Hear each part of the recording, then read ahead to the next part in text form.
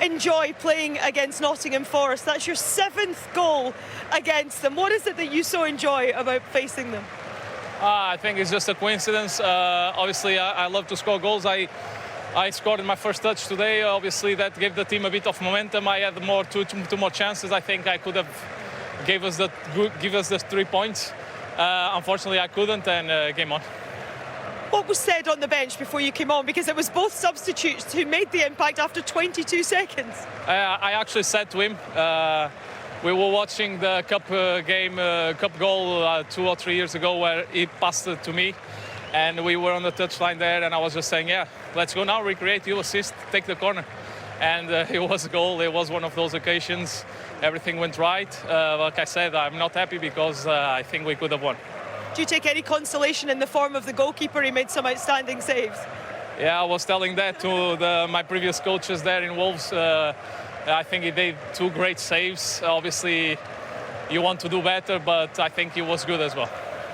Liverpool remain unbeaten away in the Premier League this season. I know you're a little bit disappointed, but do you still take some comfort in the position that you're in with a game in hand at the top? Nah, I think it's a long way. Premier League, every ground you go, even at home, it's always hard. So, yeah, it's 1 more point, but obviously we wanted the 3. Congratulations on your goal. Thank you. Thank you. For it in the second period, but Liverpool, I mean, they ended the game so dominantly. Okay, they put everything on the line, didn't they? In the last 25, 30 minutes, I mean, it was all or nothing from them. Absolutely, yeah. I mean, they were chasing the game from the first half, going 1-0 behind, but I definitely thought they were the better team overall, even though I would have felt slightly sorry for Forest if they hadn't got anything out the game, because they put an awful lot in. But visually, they look so much fitter and so much stronger in that second half, Liverpool, that, as I say, if there was going to be a third goal and a deciding goal, I fancied it being Liverpool. I think Nottingham Forest will be relieved for the final whistle, more so than Liverpool. But it keeps it interesting. It was a great game for a 1-1. You know, it was not like it was filled with goals, but it had pretty much everything. Their goalkeeper, Sells, made a couple of brilliant saves as well. So, yeah, it was a fascinating game and a typical Premier League game. Yeah, absolutely. And to sum up Liverpool's dominance, the last 13 shots on goal in that game came from Liverpool. That sequence was started by Diogo Jota's equalising goal. 22 seconds after coming off the bench on. That's what you want as a sub, isn't it? Come on your first touch, little header. He always amazes me when he's in that box. The amount of headers he wins and the opportunities he gets, but the ball in now is an unbelievable, right in the area it needs to be, and he's there. And the headers, it's a nice glancing header into that far corner, man. You'll be proud of that. It is, yeah, it is a really good header. I just wondered whether Murillo got a tiny touch on it, which would have made the header even more difficult. He wouldn't have had time to adjust. I thought it's just skimmed Murillo's head there. But we see him just coming on, having a quick chat with Luis Diaz, and then just ghosting between Wood and Murillo. And, I mean, just finding, here, this is the one. I just think it clips the head of the defender there. But anyway, it was a really good header, really important header. And I'm fascinated by how many goals he scores with his head for someone so small. I was just going to say, he's got this knack of getting in between big, you know, physical centre-backs. Yeah. But still manages to find that space. His timing is good. His jump is good. Not that he needed it necessarily there. He wants to score goals, and that sounds an obvious thing, but, I mean, some people go into the box for a corner and just go through the motions. They think, well, there's some big defenders in here, I'm never going to win a header. But I genuinely think he thinks he's going to score every time a cross comes in. And if you've got that attitude, then you've got far better chance of scoring it. So, yeah, I mean, an amazing record with his head for someone so small. Yeah, and considering Forest have been on this brilliant winning run of late, had kept 5 clean sheets in the last 5 games. They've taken some work to get breached. Will they be disappointed with how they conceded there? Yeah, more than anything, I think from a set piece where they've been so solid, and it wasn't a great deal of movement or cleverness within that in that situation for Jota to get free. He just ghosted into the space where that zonal marking gap was, and the ball landed perfectly where he was, to be honest. So, yeah, I think they will be upset. But then at the same time, they would have, like I said, they would have taken a point from this game before the game kicked off. But Liverpool laid siege on that Forest goal, especially towards the last 15, 20 minutes. Let's have a look at the best chances that fell their way. Was it a combination of wayward finishing and some brilliant goalkeeping, Michael? Absolutely, yeah. The goalkeeper made a couple of great saves, makes himself big there. Jota cut inside on his left foot. Liverpool pinching the ball high. Mo Salah, you know, and that's a real good shimmy to shoot and cut inside, but goalkeeper's live to it. And then Jota again, as Trent Alexander-Arnold plays a cracking ball across. And that is a brilliant save. I mean, Jota does everything well. Bouncing like that, so easy to sky it over the bar, but he keeps it down and the goalkeeper makes a great save. And then it was Mo Salah's turn, Sean. Yeah, it was, and you can see exactly what he's trying to do here. He just doesn't set it wide enough, and Sells again is there to stop that. And then another great ball in, and just chances, and Aina's there on the line and that for me is a fantastic block. The way he turns his body just so it hits him on the thigh there is brilliant from him. Salah did everything right, didn't he? I mean, he again kept it low, kept it on target, hit it really well. This is incredible. I mean, when I first saw it, I thought brilliant, but then when I saw it for the second time, you see that little deflection and how late he sees it and how he adjusts and tips it round. I mean, he couldn't believe it, and nor could I. No. I mean, you can see Slot almost with a wry smile there. So let's get his post-match reaction, shall we? Here is the Liverpool head coach. Have you had a bigger impact? 22 seconds before they linked to give you the equaliser. Yeah, you need to be a little bit lucky with that because we took Ibu out, who's normally a big threat in set pieces. But we all know Jota can score a goal. Costas has a good set piece. So yeah, we brought them in to score a goal during the game or in the end of the game, but they immediately did it after 20 seconds. And you spoke pre-match about the Forest defence. I mean, it could have been more, couldn't it, had it not been for their goalkeeper and some of the saves? Yeah, their goalkeeper, but definitely also the defenders, because I think the goalkeeper had to make a few incredible saves, but their defenders also prevented some shots on target because they blocked almost every shot.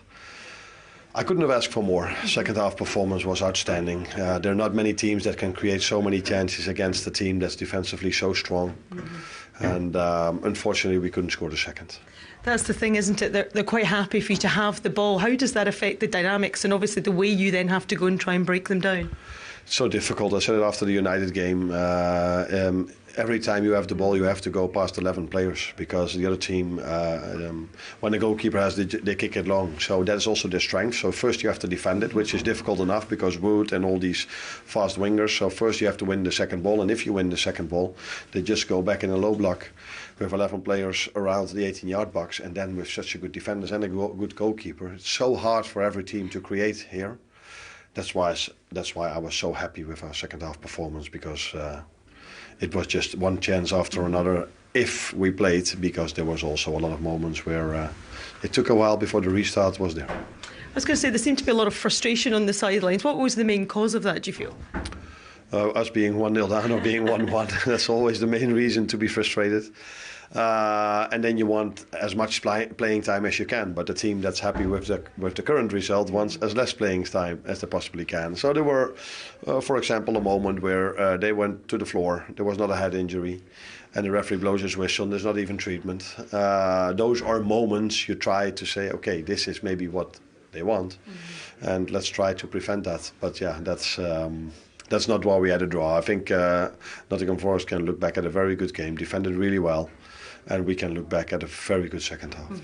And that's the thing, as we head into the Premier League in the new year, I mean, are you satisfied with where your team are? Do you feel that they're better now than they were the last time you played Nottingham Forest? Oh, we were definitely better than the last time we played Forest. That wasn't that difficult, though. Yeah. We didn't create much chances back then. We created a lot today. So second half of the season is always more difficult. You've already faced the team. They know us better. They know our playing style even better. Some teams even bring players in during the winter break or bring a new manager in. So the second half, and they have to fight for every point. So here at Forest, they want to stay up where they are. And next week, maybe you can face a team that's in a relegation battle. So to win in the second half of the season is always harder than in the first, but if we can continue bringing these performances in like we did the second half, then we will not always be that unlucky that it ends with a draw. Thank you for talking to us. You're welcome. That second half was quite something, wasn't it? It was chaotic, it was manic. Neither side could keep the ball. Both sides were going for it. Yeah. They wanted to both come away with all 3 points. It was a bit of a throwback, wasn't it? It was a bit of a throwback to the old games that we used to watch, where you see one team attack, we defend, and then switch it over and give you a go. And we're used to seeing so much controlled football in recent times. It's just it's a nice, refreshing kind of night tonight. And we've seen a few of them games recently, and Liverpool have been involved in a couple of them. But I think Liverpool have shown great character today in going a goal down and then persevering, keep on going, keep pushing, get their rewards. 2 great substitutions play a part in the goal, and then keep pushing for that second goal. But at the same time, I think the way how resolute Nottingham Forest were at the back, the way they defended across the whole pitch, the structure of the team, and they were still a threat at times. Yeah. Liverpool was so much better in the second half, though. It still took until the 66th minute for them to get their first shot on target, which was that Jota equaliser, and it came just after Arne Slot made these 2 key substitutions in the 65th minute.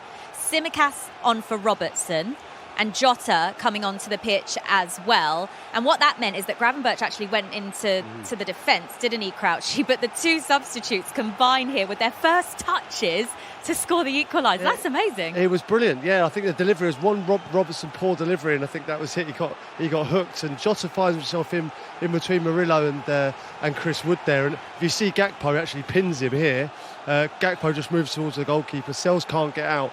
And what I love about Jota is, quite often Murillo wins that 9 times out of 10. But a proper goal scorer anticipates him missing the ball, and that's what he did there. He anticipated, he was jumped, and he was ready for Murillo to miss it. He did miss it, and it was a great goal. It's just what Liverpool needed at that time. They're so strong defensively, Forest. What did they just not get right there? Listen, sometimes you have to credit the ball. It was a fantastic ball the way it came in. And Murillo maybe just, again, losing sight of where the danger man was behind him, but also Chris Woods maybe. When you sneak in behind, in between players like that, it does make it difficult. And what I would say, we and Crouchy were talking off camera, Diogo Jota, he had 3 chances in this game. He came on as a substitute. He knows how to find space and where the ball falls. It's just an innate understanding of where that ball is going to fall in the box. Unfortunately for him today, that a goalkeeper was in magic form. He couldn't find a winner. How good was the Forest keeper, Matt Sells? Honestly, some of the saves he made there was one from a deflection that was absolutely world class. And Jota again, I think it was another one where he came out and smothered it. He was first class. I thought Murillo, I think it was the right decision to give him man of the match, but Sells must have run him close. Why were Liverpool so much better in the second half? I think it's just urgency. I mean, in the first half, I think they were taking shots from distance, didn't really have their shooting boots on.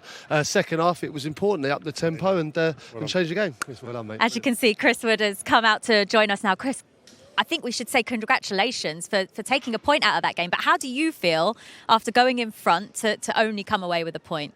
Look, I think in the manner of how it's worked out, it feels a bit more of not a defeat, but like a bit more frustration and disappointment, especially the way we conceded. We're normally a lot better than that at set plays, and the way we conceded just leaves a sour taste in the mouth. Doesn't it show how far you've come, though, the fact that you are disappointed to draw this game against the team top of the table? Yeah, well and truly. They're a good side. They've shown it all season, and we had to stand up and be counted today. And it shows Liverpool have come a long way, but we've got still a long way to go to keep competing and winning these games. Chris, I was bigging you up before the game. I have to say, right? Yeah, I was. You didn't let him down, Chris. You got to watch the show before. We talked about it. No, I said what a good finisher you are, right? And you proved that to be the case, And I have to say, in this team, we soak up a lot of pressure. You don't get many chances, so when they do come, you have to be clinical, and you were today. Yeah, definitely. Especially in a game like today, we're not going to create tons and tons, but we've got to look at this, Chris. Go on. Yeah, talk us through it. We've got to just take opportunity when it comes, and I think it's one of those. The ball's bouncing around, and it's been able to break and found himself in that pocket, and the ball is weighted perfectly, so I don't even have to think about taking a touch. As a striker, you just try and put it across goal. It is a wonderful run here. What's in your thoughts as the ball's coming to you here? What are you thinking as you're lining up to shoot this? It's one of those, just get it on target and get it across goal. It's very hard for a keeper if it's going across them down in the bottom corner, and that's where you just try and make it as difficult as possible and hit the target and put it in the back of the net. How much are you enjoying it this season? Obviously, like a lot of goals, and it's the creativity behind you, the pace around you, like almost like a 4 with Morgan Gibbs, White, Alanga and Hudson-Odoi. How much are you enjoying that? Oh, very much so. Yeah. I'm enjoying it so much, and we've got great players around us throughout the whole team, but the creativity of the 3 boys behind me are fantastic. They've shown their class over and over, and they continue to develop and continue to get better, and I reckon they'll get even more better. They're young still, and they've got a lot to come. This season, obviously, you guys have changed the fortunes from last season. Struggled last season, with all due respect. What has been the catalyst for change this season that have pushed you into this position where you guys are looking at the top of the table and feeling comfortable where you are? Look, I think it all started last year, but we're in a position where we had to fight at times. The manager came in, put in his ideas, but sometimes when you're in that rot, you can't get out of it and you have to try and fight your way through it. Pre-season was a big one. We worked on a lot of things, and it just came with belief and confidence when we started winning the first few games, and you just take it from there. Obviously, we touched on you attacking-wise, but defensively, like the best record in the league, and the goalkeeper was absolutely fantastic at the moment. How good are the two centre-halves as well? Look, they've been fantastic. The whole back five, I think they've been absolutely superb this season. Salzy's been arguably the best keeper in the league so far, and he'll continue to do that all season. I know and have the belief in him, and the two centre-halves get a lot of credit, but rightly so, because they are fantastic. They're solid, they're strong, they work hard, and they keep a lot of clean sheets, and they're even good going forward when they get a chance. You know, the goal celebrations, I'm really waiting to see that you join in with Ole, Callum, Anthony on the moves and the vibes. Are we going to see It's that? almost Bolo's Endon vibe. Definitely not. I can't be doing that. No, that's not me. I'll stick to the more traditional ones. And, the knee slides. That's all I can go for. I like it. You've got, there you go, just a traditional knee slide. Nothing wrong with that, mate. Nothing wrong with If it's that, not broke, Chris. don't fix it. You've got to know what you're good at, innit? Exactly. You've got 13 Premier League goals this season. We can see that confidence in you on the pitch. You're one goal off your best Premier League tally now. 17 games left to go. I think you'll probably do that easily, won't you? Yeah, fingers crossed. I just got to keep working. I keep doing the business and see where it takes me. Got goals and ambitions like our whole team. We just got to keep striving for them. How important has the manager been? Because he seems like a really calm and cool kind of like authoritative figure on that sideline. What was he brought to you as an individual, but also as a team? He's brought that belief that back into me and instilled that as a number 9 and striker. You want that belief of your manager to know that you're going to be out there playing week in, week out, give him the belief of leading the team and doing the business for him. And as you say, he is cool, calm and collective. And he just works on tactical knowledge and just tweaking a few things to make it better every week. What are you saying to each other in the dressing room? I'd love to sort of hear exactly how you're all speaking to each other, because you talk about this confidence that you've all got as a team. You're second in the league. Are you talking about winning the title? No, there's no talk like that. We're just talking about keeping progressing and getting better every week, every month and things like that, and seeing where it takes us. All we can do is focus on the next game, and Southampton's going to be a tough one, but we've got to deliver and win that game and do what we can here. Chris, before we let you go, I mentioned how many in the Premier League. Overall, you've got 82. You're chasing down your old teammate next to you. 108. Yeah, I've got a while to go for him. Oh, it's not that many. Yeah, who knows? He's got that in the locker, no problem. Got about 100 in the Championship as well, haven't you? It's getting there, yeah. Well, I'm happy where I'm going, but I've got a lot more to I want to achieve in my career. And yeah, if I'm going to chase down the big man, then I'm very happy. Chris, well played tonight. Congratulations on the point. We really enjoyed watching the game, and we appreciate your time out here as well. Cheers, guys. Take care. Man. And welcome you back into our Premier League studios. Cara Banks alongside Stephen Warnock and Robbie Mustoe. It's interesting because at half-time, this could have been even better for the Forest fairy tale. They led 1-0 at half-time, but it was only half-time. Ultimately, when you look at this, hate to say I called it, it was a draw. What is your take? Is this a successful night for both teams, or maybe still a bit disappointing for Liverpool? A little bit disappointing for Liverpool, given the differences in the second half. The second half was very different, and they made it different, and fair play. Stephen talked about an increased tempo needed. We definitely saw that. They absolutely are. So many questions of Nottingham Forest. Well, I looked at them midway through the second half, and they looked so tired, so ragged, not quite so bank of four. You know, it looked a little less compact. I mean, they run themselves into the ground, and you're seeing the scenes there and the fans cheering and appreciating what this team has done, what the manager's done, based on basically how much they care and how much they're running their socks off, every single player, to try and keep this run going. Liverpool can freshen it up with quality players off the bench, which they did. There was more freshness, again, more kind of differences in the way that they attacked. They will feel they should have won it, but fair play to Forest. And the goalkeeper, again, had a really big game. I mean, you called it with Jota. He came on as a substitute in the 66th minute. 22 seconds later, he scores a goal. There's something about... I'm sure it's the smallest guy in the box for set pieces. He gets right in between, and he's done that before, by the way. And scores a header, to your point. Yeah. But there's something about having that talent on the bench that you know that you can bring on, to your point, to keep them fresh. If you're Nottingham Forest, what are your emotions after this game? Do you know what? They'll be disappointed because they went 1-0 ahead. But then you've got to understand what you're going up against in Liverpool. I love the fact that when you watch Liverpool now, Under Jurgen Klopp, we knew what we were going to get every week. Under Arne Slot, he's got the ability to tinker with the systems. You see Gravenberch go into the centre-back position, then he goes back into midfield. So you're constantly asked questions as a player. So Nottingham Forest today will be saying, he threw everything at us there. We conceded 1 goal. Yes, the goalkeeper was incredible in the way he played, but there'll be a sense that what could have been. However, it's still a brilliant result for them. What could have been, because at half-time you're looking at that and, the table would have been a little bit different. There would have just been 3 points between them and Liverpool instead of the 6. Nevertheless, they're up to second. And this is anything but over. I almost asked you in our coverage before the game, could this possibly be a fixture between 2 title contenders? What's your answer now? Well, I think when you look at the league table right now, they are in a position that deserves respect. And you've got to say they're in the race, because they're right there. They're in second place right now. There's a long way to go. And I think most people like us would expect them to drop out, but Leicester did in 2016. If they'd have won today, then maybe they think more special things are happening.